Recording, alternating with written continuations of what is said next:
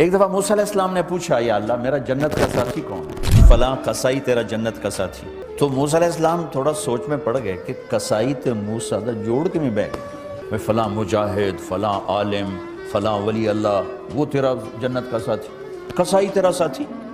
تو موسیٰ علیہ السلام نے پتہ پوچھا اور پہنچ گئے. تو وہ گوشت کی دکانوں میں ایک دکان اس کے بیچ میں بٹھا چوکڑی مار کے اپنا بیچی جاندہ ہے، ٹکی جاندہ ہے. کوئی موسیٰ علیہ السلام کو اسپیشل چیز نظر نہیں آئی. جب شام کو وہ چلنے لگا، جب وہ اس کا گوشت ختم ہو گیا تو اس نے ایک ٹوٹا تھیلے میں ڈالا اور چل پڑا. موسیٰ علیہ السلام بھی ساتھ چل پڑے. وہ گھر پہنچا تو موسیٰ علیہ السلام نے کہا میں آ جاؤں؟ کہا جی آ جاؤ.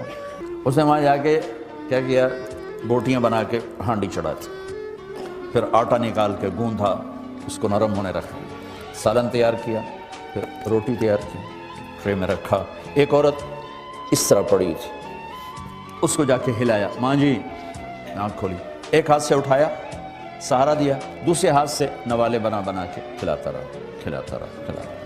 تو اس نے یوں سر ہلایا کہ مطلب میری بس. تو اس کا منہ صاف کیا اور اس کو سہارا دے کے لٹانے لگا تو کچھ بڑبڑائی. موسیٰ علیہ السلام ذرا فاصلے پر تھے، سن نہیں سکے کیا کہا.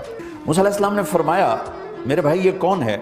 کہا جی میری ماں ہے، اور میں جب صبح جاتا ہوں نا کام پر تو اس کے سارے خدمت کر کے روٹی پانی کھلا پلا پھر میں جاتا ہوں.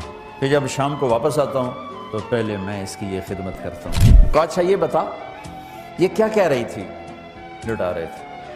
کہنے لگا جی بس ماں جو ہوئی جب بھی خدمت کرتا ہوں تو کہتی اللہ تجھے جنت میں موسیٰ کا ساتھی بنا. میں تو جی کمی قصائی تے موسیٰ کلیم، میرا دا کی جوڑ ہے. میں کہا پترا تیرا جوڑ بنا چھڑے تیری ماں.